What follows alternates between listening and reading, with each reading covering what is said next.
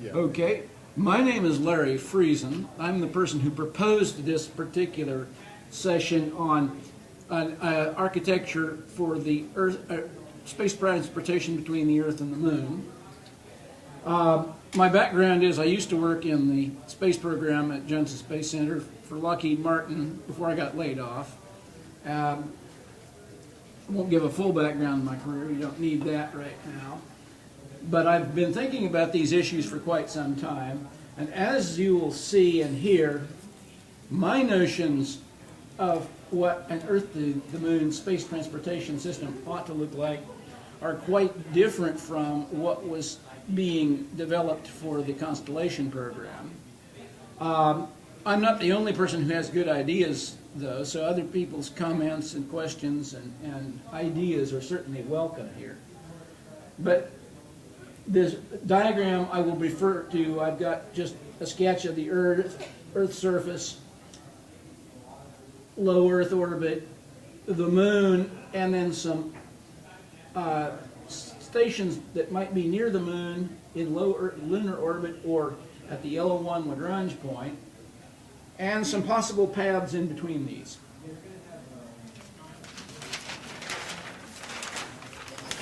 Now, my notion is that what we need for a Earth-to-Moon transportation system is sustainability, which implies keeping the costs low.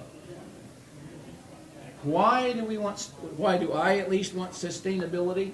Because I want to be able to support long-term human settlement. I don't just want to go there and be able to do another Apollo or even just a lunar base where you do nothing but... I'm all in favor of lunar science and lunar research. I'm very much interested in planetary science myself, but that's not the end of it. I also want to be able to use the Moon for industrial purposes, use the Moon's resources, and to establish a human community on the Moon. As Paul Spudis said in one presentation that I heard, the Moon is the place we are going to learn how to live on another planet. Well, okay, how do we achieve sustainability? As I've thought of it, some of the elements I think we need in a system architecture are first, fully reusable vehicles. Second, we need propellant depots and transportation nodes in low Earth orbit and near the Moon, either at L1 or in low lunar orbit. And we need to use lunar propellants. We know we can get oxygen and aluminum from the Moon, possibly magnesium, depending on how that plays into the development of rocketry to use it. Aluminum oxygen rockets have actually been tested out on a small scale, so I know that'll work. And divide the transportation system. Don't use one vehicle system to do the whole job, which is what we had to do in Apollo because we had no infrastructure there. But Robert Heinlein, back in the 50s, had a pretty good idea on how you do it. And his ideas were pretty... they stand the test of time. Basically, the logic still works. For a good reference, you might refer to his short story, Space Jockey, where you see the elements of...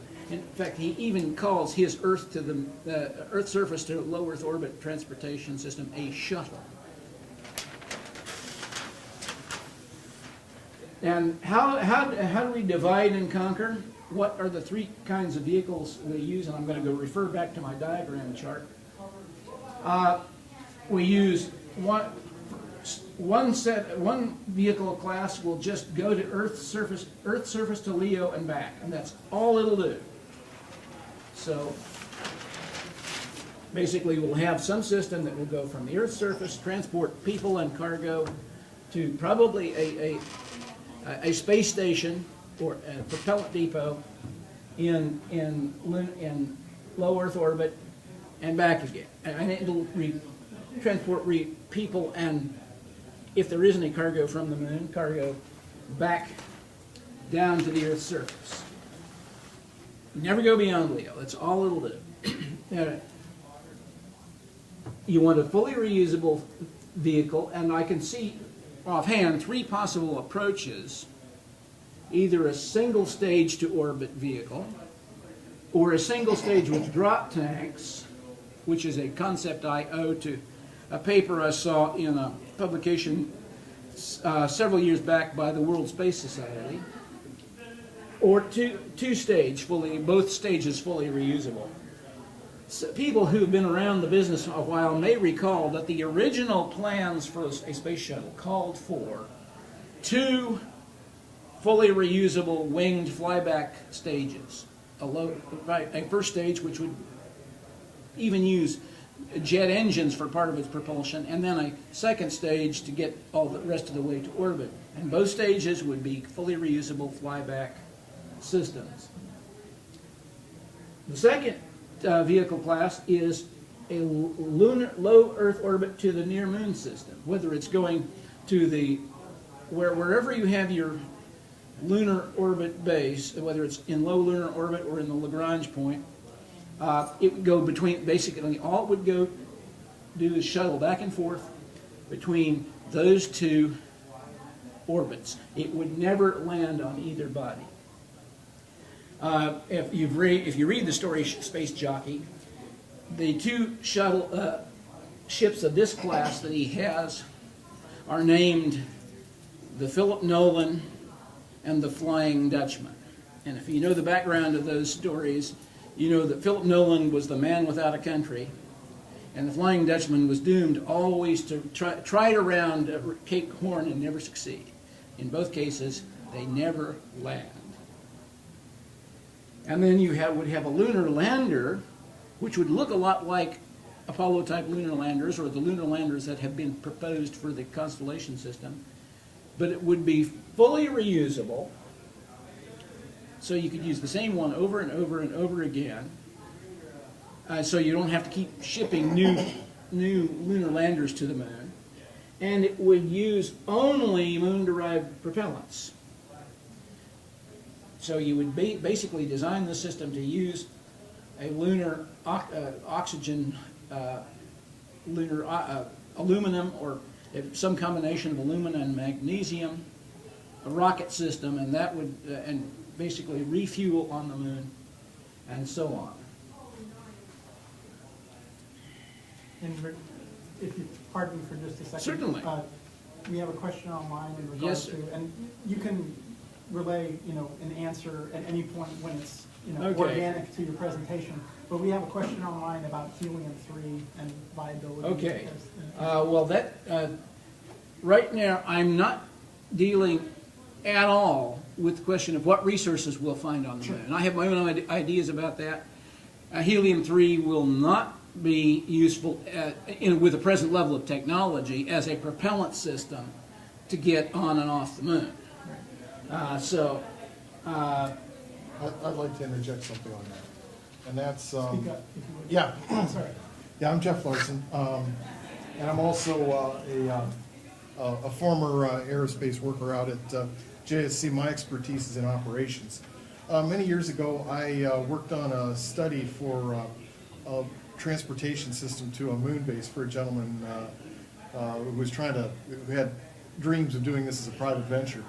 And among the many trade studies I did for him, I found it made had a pretty profound effect on the architecture of the system you ended up with, based on the ratio of mass going from the Earth to the moon versus the mass coming from the moon to the Earth. So helium-3, if you're looking at a system that carries basically the minimum up and tons of helium-3 back, that's going to evolve one way.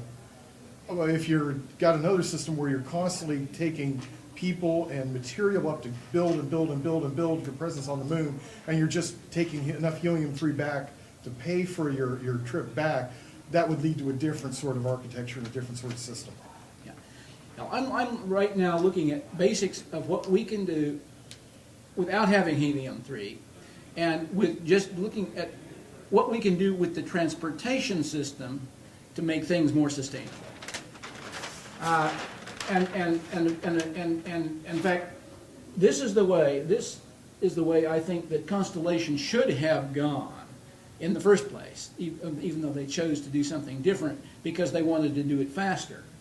Doing it the way they did it would be faster, but it would not be as sustainable. So I'm thinking that here's where you need some trade studies as to whether your single stage or your single stage with drop tanks or your two-stage with the present level of technology that we had would end up being most economical and give you the lowest operating costs for the amount of mass that you get up to orbit.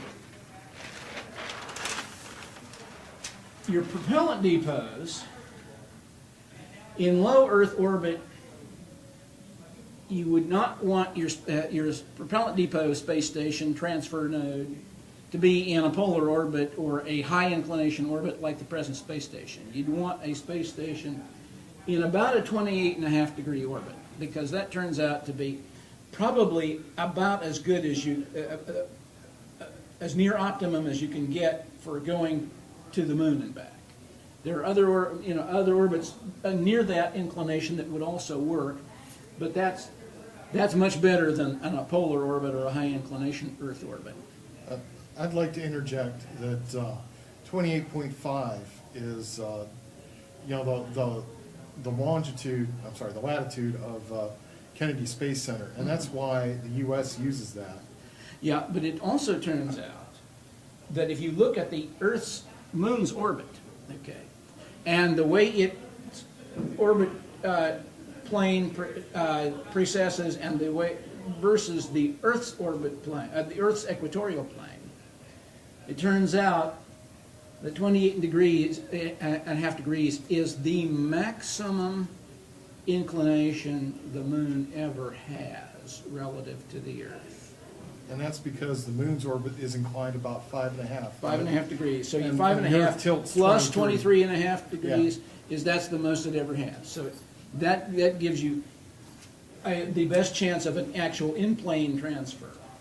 And those who do orbital dynamics, which I used to do for a living, you know that you like your transfers to be as close to in-plane as you can get them. Every time you try to do a plane change, it gets expensive. Near the moon, you would, there are two possibilities of putting a propellant depot. Either you could have it in low lunar orbit, and probably a polar orbit, which would then be able to, over a month's time, pass over every point on the moon. Or you could have a base at the L1 Lagrange point in between the Earth and the moon, where you're orbiting at the same speed as the moon does, so you go around once a month just as the moon goes around once a month. But it's a lot closer to the moon than it is to the Earth. So it's, from the moon's point of view, it's a fairly good transfer point. Well, and so what we need are some trade studies to evaluate which of those two orbits would be more advantageous in the long run. Which one would take the greatest advantage of lunar-sourced propellants? Which one would be wind up in the end, in the long run, with the lowest operating costs? Now, I didn't get very far much further in my formal diagrams, but my concept would be for lunar propellants. First of all, you don't ever want to use lunar hydrogen. You want to, for propellant, you want to save that, because even if we find water deposits at the poles, lunar hydrogen will be a rare commodity, and you need to save that for life support and industrial activity at the surface of the moon. But it turns out with oxygen and aluminum, and possibly with magnesium in the mix, you can get a specific impulse which is plenty high enough for the velocity you need to lift off and land on the moon. And I envision that you would supply first lunar oxygen when you start using it at the surface of the moon, refueling your lunar lander with lunar source propellants. Then, as you built up your transportation capability, you'd start supplying both of those things for the oxygen and aluminum to your lunar orbiting base, or your L1 base. And that way you could refuel your lunar lander at both ends, and you could perhaps start refueling your LEO to lunar vicinity vehicle. And then eventually, as you build up your transportation capability, you'd start supplying lunar oxygen to low Earth orbit. Because from an energy point of view, it's actually cheaper to get it from the moon's surface to LEO than from the Earth's surface to LEO. Even though it's closer in distance to the Earth's surface, it's less energy from the moon's surface. So, people always talk about the space elevator from Earth, but it would be much more practical from the moon. Do you have any idea how tall it would have to be? No, it would not be more practical from the moon because the moon doesn't rotate fast enough. Oh, Part of the way the space elevator works is use centrifugal force from a counterweight to hold the cable up. Well, the counterweight going around once every 24 hours gives you plenty of centrifugal force. Going around once every 28 days, Not so much. it's not going to. This might work on Ceres or Vesta, asteroids which have rotational periods of several hours. They're much less than 24 hours in both cases. And they're very low gravity objects. That might work there. But I don't think you But want... then another way of keeping it alive, I mean, and then have a funicular, like, use solar power, for example, and an ion engine to keep it alive. I don't want a system that requires active, that can't stay up passively. I don't want a system that, if your engine fails, you crash. Sorry. I just don't want to go there. In fact, I don't even like the idea of an elevator, space elevator from Earth's surface, for the reason that, okay, you cut the cable by some accident or some terrorist, and it starts falling back to Earth and starts wrapping around the Earth. And it's just like a giant meteor strike all along the whole Earth equator. Yeah, actually, in the Mars trilogy by Robinson, someone on Mars, somebody cuts the cable. Yeah. falls to the Yeah, surface. that's why I'm leery, and I have several other reasons. But I'm not trying to get an ultimate system that will work in the 24th century. I'm trying to get a century we can build now with technology we have now, Yeah, so- and that will be sustainable. Now this will give us a point where we can get us a bridgehead so we can live long enough to develop the So what better about systems. like a rail gun or something from the moon? That's useful for freight, but the G's, a reasonable size railgun to get people off, it's going to have to be many, many, many kilometers long. And so I'm thinking, we know how to build rockets, and it's not the rockets. The expense of rocketry right now is not the propellant. The highest cost for things like the space shuttle are the people in the system. The army, the standing army of people that has to be there whether you're flying or not. And so one thing you must do in the next generation of spacecraft, whether it's this or whether it's a modified Orion or whether it's something else, is to make it operationally much less complex so that standing army of people can be reduced significantly. If you really want your costs down, you've got to face up to what your where the costs are. And right now, they're the people. Propellant, especially if you're mining the moon for the propellant's going to be cheap, relatively speaking, relative to other things. So that's the basic architecture I have in mind. You have propellant depots near the moon and near the Earth. You divide up your transportation system so that you have each segment only does one job. You only go Earth's surface to LEO and back.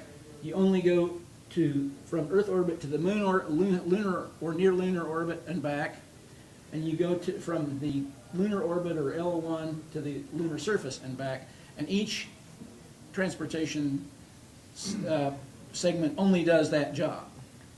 One advantage to going back to Earth orbit from the moon is if you're going to, it's much easier to build your heat shield if you're going to come back by aerobraking, or you take much less propellant if you're going to come back propulsively than it is to try to land on Earth's surface. So your heat shield design and thermal requirements and mass requirements become much less all of a sudden. And that lowers the weight of your system, especially the parasitic weight, that doesn't do anything. It's not propulsion, it's not engines, it's not, it reduces that considerably. So if there are other comments that people have, other questions, or maybe people have other ideas that I haven't thought of. Well, there's something I think we need to talk about, and it's a concept that I'm sure several people, I know you know it backwards and forwards, I'm very familiar with it. I'm not sure if everyone online understands this concept as well as we do, and it's delta V. And I don't think you can intelligently discuss this kind of a system without at least having some grasp of that concept. Yeah. So I'd like to just take a minute or so to explain it. When you travel around in space, you do it by changing your velocity. You change your speed. For example, if you're in a nice circular orbit in low Earth orbit, and you want to go up to an orbit that touches the moon, you speed up. And what that does is that changes your orbit from a circular orbit to an elliptical orbit. And when you get way out by the moon, you'll actually slow down. You'll be going slower than you were in low Earth orbit. And when you come back down to the low Earth orbit, which you will do every orbit, you'll go up and down every orbit. When you come back down to your low Earth orbit and just touch low Earth orbit, you'll be going much faster than you were when you were circular at low Earth orbit. And the distance, the amount that you can raise that orbit is determined by how much you change your speed. So that's the concept of delta velocity. And when you go to design one of these systems, what it's capable of doing and where it's capable of going is determined by how much delta V it can generate. And that's a very crucial concept to, discussing which option you're going to go with. And So can you orbit both the Earth and the Moon? So that your orbit is actually around the Earth you can, and then around the Moon, you like can, a rubber band. you can Yes, do it. you You sure can can. do it once. You can do what's called a figure eight sort of free return, which they did on the early Apollo missions. However, that you can't sustain that orbit without some propulsive capability over the long term. It does it once it comes back to Earth, and then unless you do something else, it will not return to the moon. But first of all, the moon's moved in that interval. See, that's the key thing. You hear about slingshot maneuvers with the planetary probes, and what that does is it uses the gravity of another object to change the orbit. And whenever you have an orbit that goes up to where the moon is, and the moon's not there, and comes back down to the Earth, you can stay in that orbit indefinitely, as long as you never get close to the moon. But when the moon orbits around and comes close to you whenever you're near the tip of your orbit, then the moon's gravity will slingshot you and change your orbit. Right. In fact, I didn't get into this because it was only a peripheral related to the direct problem I was at, but you can use a slingshot orbit to your advantage later on. If you have one of these orbiting stations near the moon, either at L1 or in low lunar orbit, and you have propellant stored there for your spacecraft, you can use that when you want to go to Mars. You can use that by slinging yourself past the Earth to gain velocity, and then slinging out to an orbit that transfers you to Mars. And it turns out you only have to make a much smaller burn here than you would have if you had launch directly from low Earth orbit. Right. So you can and build your Mars vehicle in the or transport it to the lunar vicinity, and then when you come back from Mars, you use the same technique in reverse. You slingshot back past the Earth, slow down, so you don't have to use the entire delta V that would let you enter Earth's atmosphere. You just slow down enough to sling you back to the lunar base, and then you can use that same Mars ship for repeat trips. Again, using lunar oxygen plus whatever propellant you're using for fuel supplied from Earth. The oxygen is the greater part of the mass of your propulsion system for most propellant systems, and certainly if you're using oxygen and hydrogen. Now, I suppose another concept we ought to introduce when we're talking about delta V and how much it takes to go from here to there. And I believe Heinlein used this. I know lots of the science fiction writers have. And that is, if you're in low Earth orbit, you're halfway to anywhere. In terms of energy, that's right. In terms of, if all you want to do is escape the Earth, and then you don't care if you get anywhere after that. Right. He was almost right. Turns out that the kinetic energy of a circular orbit is exactly 1/2 of the velocity is the square root of 2 times. But the kinetic energy, because energy goes as v squared, of the escape orbit, or the parabolic orbit, from that same distance from the Earth, is exactly twice the orbital kinetic energy. So to a first approximation, he was right. But if you just get up to escape velocity, you'll sort of hang around in orbit in the solar system near the Earth. You need a little bit of extra oomph if you want to go to Mars, or if you want to go to Venus, or one of the other planets, or one of the asteroids in the solar system. You need a little extra push besides that just bare escape velocity. Now, another little quirk of this thing, there's a lot of them. If you just start on the Earth's surface and go directly to the moon, like Orion or Constellation, whatever you want to call it, that's less delta V than if you go first to low Earth orbit and then go from low Earth orbit to the moon.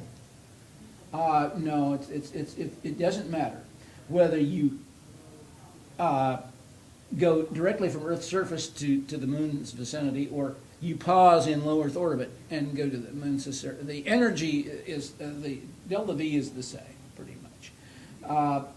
There may be some minor differences due to orbital tweaking, but basically once you're in low Earth orbit, you have already paid that cost. And so you only need the additional delta V between orbital velocity and going to the moon is almost the same as escape velocity. You don't need quite as much as escape velocity, but for rough approximations, saying escape velocity will do. So your shuttle system essentially is perpetually fueled on this delta V. Basically, this thing would stop in low Earth orbit, refuel. It doesn't have an infinite supply of fuel, but it does. What it does do is not have the heat shield required to break. The idea of Constellation was return to Earth's surface any time from any place on the moon. Well, this would require breaking that up a little bit into steps, so you wouldn't quite be able to fit that requirement. I'm aiming at a little bit longer term system where the moon, you're going to have enough capacity to take care of your emergencies on the moon where you are. Yes, you will sometimes require rescue to Earth or rescue from Earth. But you're going to have build in a lot more medical capability, emergency repair capability, and so forth at your lunar surface base. It strikes me that what you were talking about fundamentally reducing kind of the manpower and active resources supplied, but it would seem to me, and please forgive me for kind of posing this question to you, it would seem to me by creating this infrastructure and 3 different delivery systems, so to speak, you would actually kind of compound the manpower, or at least the maintenance and, Well, it would no, the manpower for the Earth to LEO system could be reduced. This would only make sense to construct this kind of three-step transportation system with the stations which would probably have to have people on them, right. and with a ship that would have to have a crew on it. Although you could change crews at either, right. but that would only make sense if you really have enough traffic, sustained traffic, to justify it, and that gets back into sustainability. I think another. That basically, if you're really going to have human settlement, where you're going to have not only if you're going to have people staying for long periods on the moon, but you're going to have considerable amount of shipping to and from includes the propellant that's coming back to low Earth orbit to help power the system. It only makes sense if you really intend to go for. So we're talking a poker hand that's all in, right? No, you design the system from the get-go with this in mind. You don't build up the capability all at one time. You'd start with probably your Earth to orbit system. Basically, that will make an efficient transportation system no matter what you're planning to do beyond Earth orbit. Then you get a propellant depot going in low Earth orbit, which is initially supplied from the Earth's surface.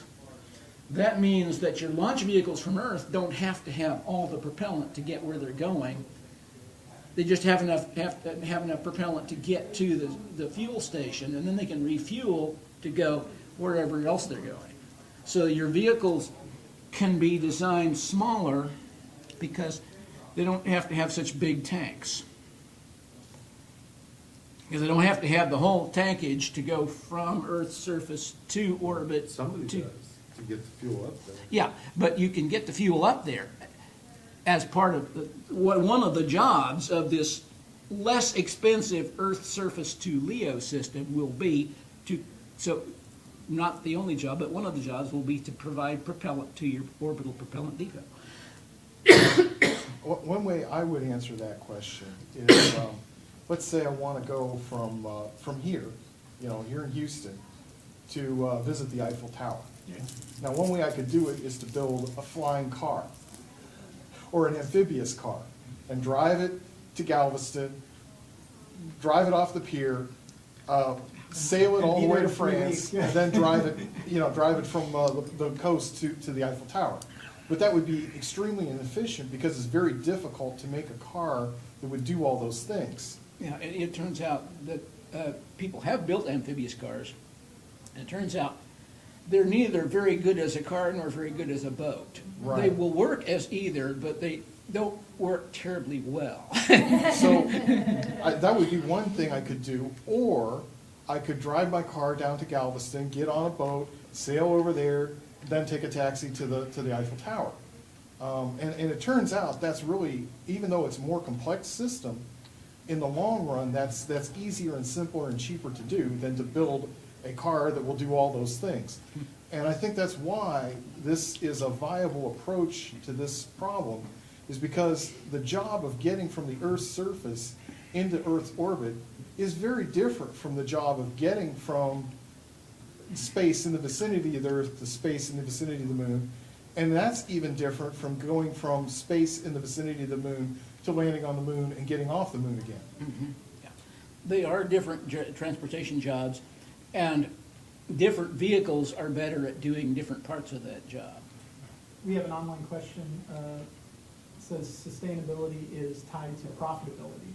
And so what I guess fundamentally what the individual wants to know is, using the infrastructure that you have, do you see it not only self-sustaining, but taking it the next step? It would probably help you become profitable because it would be economical to try certain things.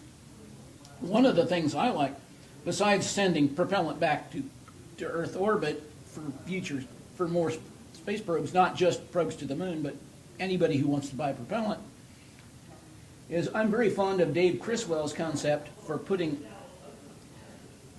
lots and lots of solar cells in certain places on the surface of the moon, and then using that to collect solar power, using microwaves to beam that solar power back to Earth orbiting satellites, and from those satellites down to the Earth's surface. It's somewhat similar to the solar power satellite, but you don't have to build the entire solar collector in space. You can use an object that's already in space, and they have concepts, which some testing has been done of, I understand, for converting lunar soil in place to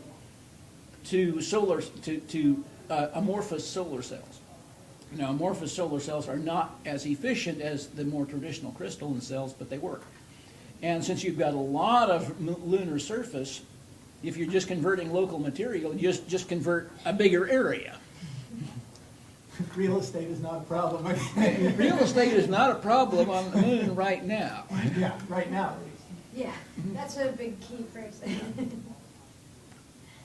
You know, you mentioned profitability, and you know, if you're going to make a profit, two things are going to happen. You're going to have money coming in, and you're going to have money going out.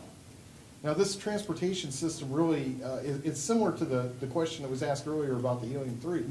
We don't know exactly what this system is going to do that's going to generate money. We've got lots of ideas.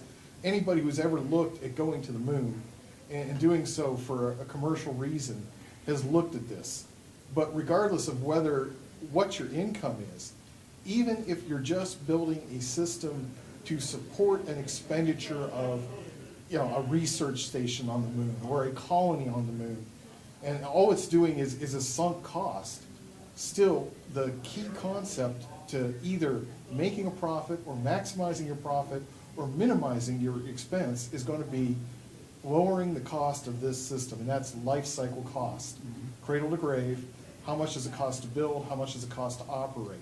And so all the discussion here has gone into our speculation, Larry's speculation, my speculation, of what we would do to build a system that would cost the least to get to from the Earth to the moon and back.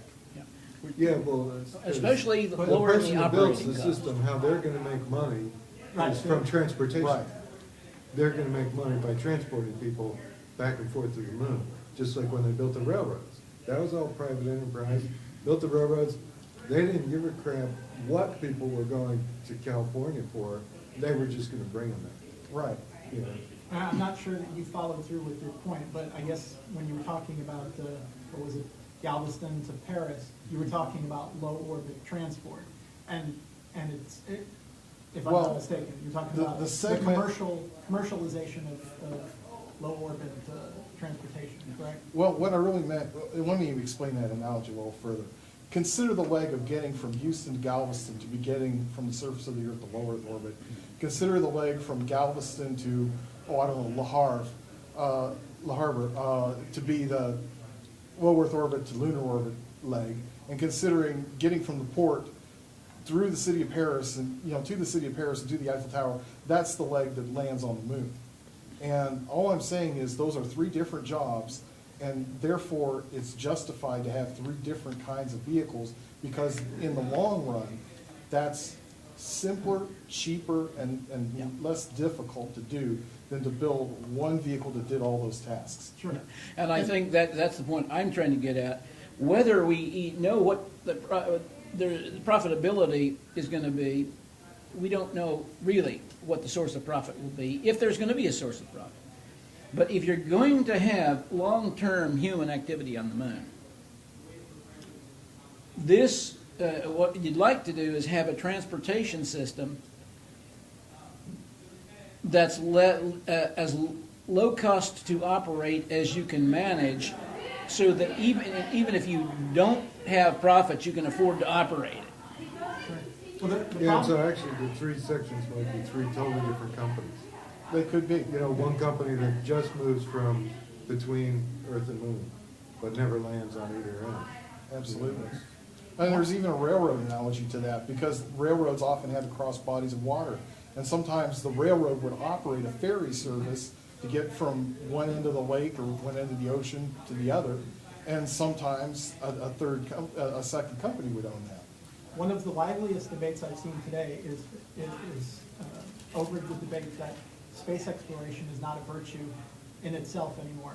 And so the point that that I guess the individual online was speaking to in terms of profitability is that space exploration not being a virtue, you have to have the initial investment motivated by free market enterprise.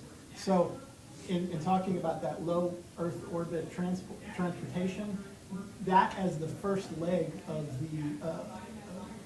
of this infrastructure you're talking about has to be profitable in order to build the rest of it. And I think that's what the point that this gentleman was trying to make.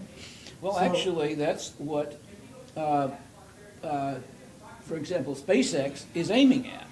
right. Yeah. SpaceX is basically saying there is traffic going to low Earth orbit now.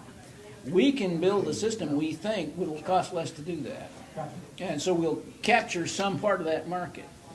And in fact, SpaceX is aiming ultimately, as I understand it,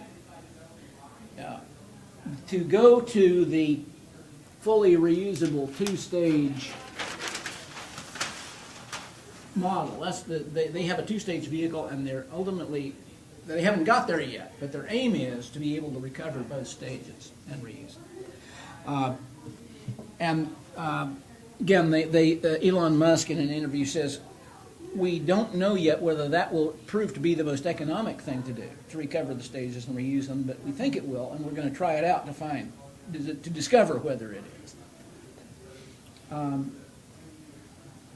hate to break in, but I've just been informed by our host that we're going to be breaking for a wrap-up session to wrap up the afternoon sessions in a few minutes. So I guess we kind of need to cut this a little bit short. Okay. One thing I'd like to say before I turn it back over is I'm a big fan of using lunar materials, and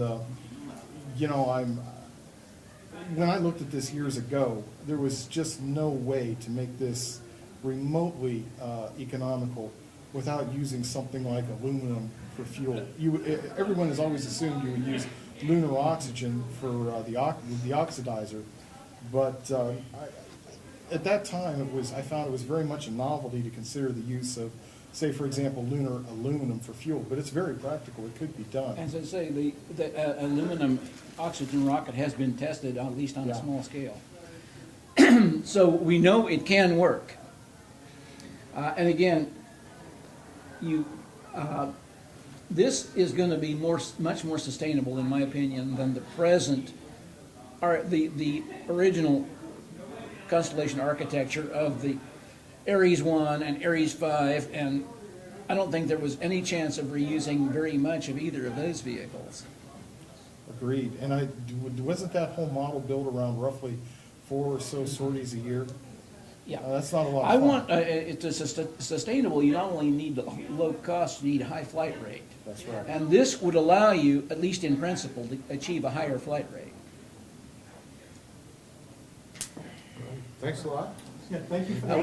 Where did he want us to go for the wrap-up session? If you would, and anyone who is interested in, please, once again, give name, credentials, and if you want contact, should any of our online viewers want to contact if they have any questions. If you're not obligated to give contact information, but please, once again, your name. Well, yeah, I'm Jeff Larson, and I can be reached. My email is eljefe3126@netscape.net. And Larry's our host. I'm the guy who came up with the idea, and Larry Friesen is Friesen, and I can be reached at LJ Friesen @peoplepc.com.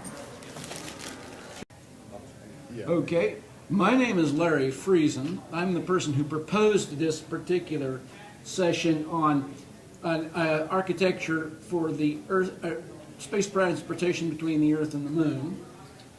My background is I used to work in the space program at Johnson Space Center for Lockheed Martin before I got laid off. won't give a full background in my career. You don't need that right now. But I've been thinking about these issues for quite some time. And as you will see and hear, my notions of what an Earth to the Moon space transportation system ought to look like are quite different from what was being developed for the Constellation program. I'm not the only person who has good ideas, though, so other people's comments and questions and ideas are certainly welcome here. But this diagram I will refer to, I've got just a sketch of the Earth's surface, low Earth orbit, the Moon, and then some stations that might be near the Moon in low lunar orbit or at the LO1 Lagrange point, and some possible paths in between these.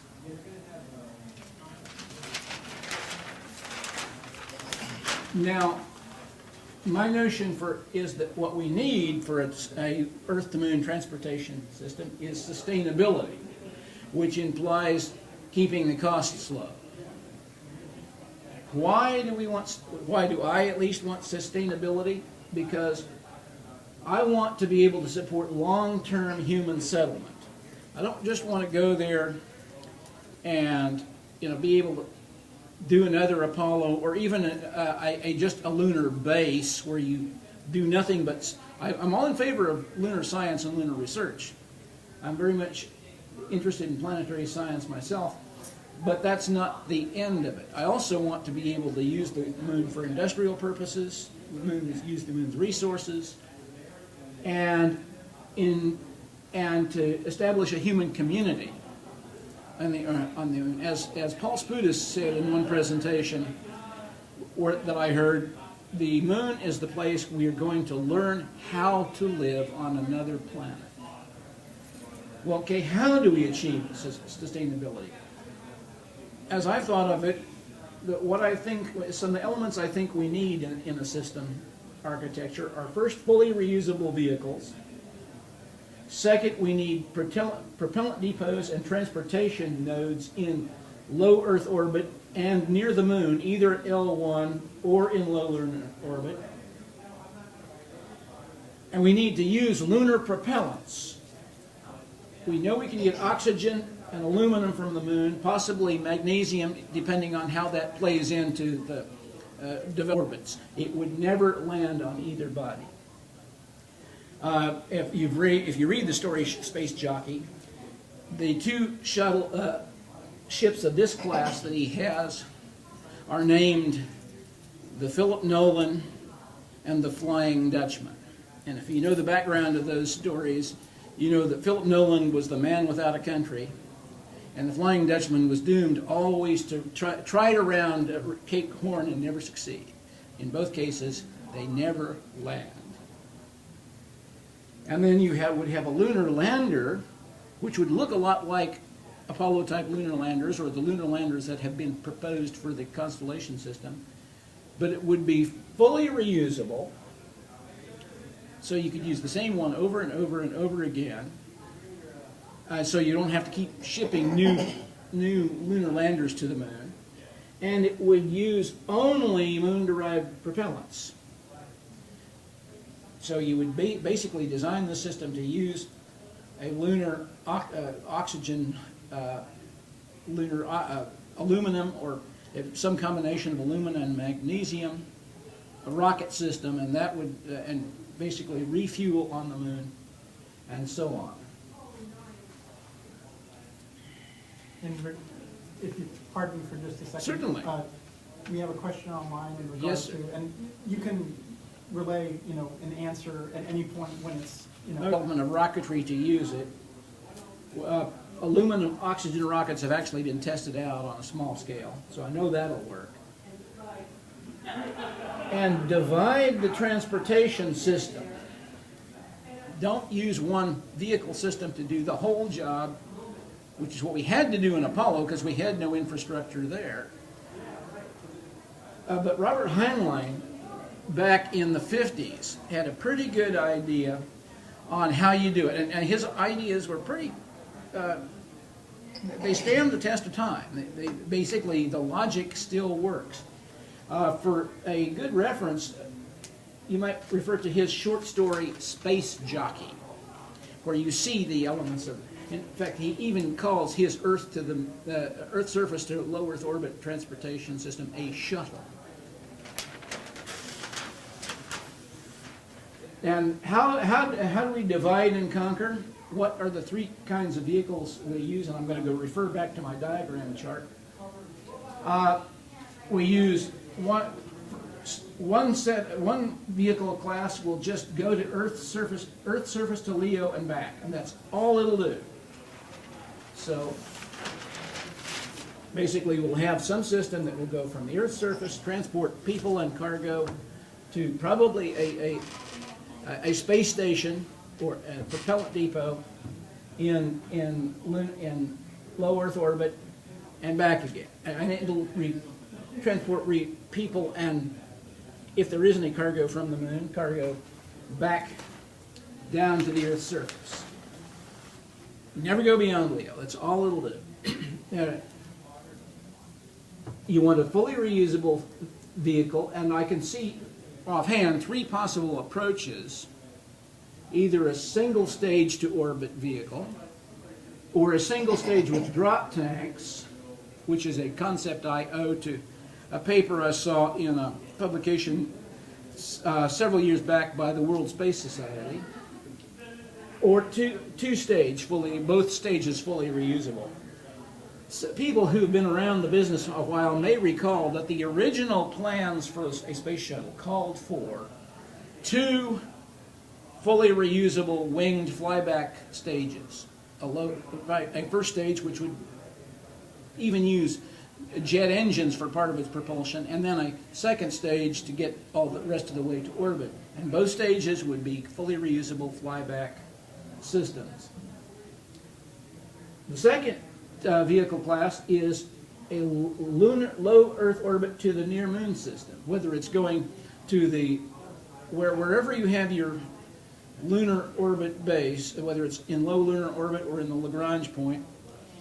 It would go between, basically all it would go do is shuttle back and forth between those two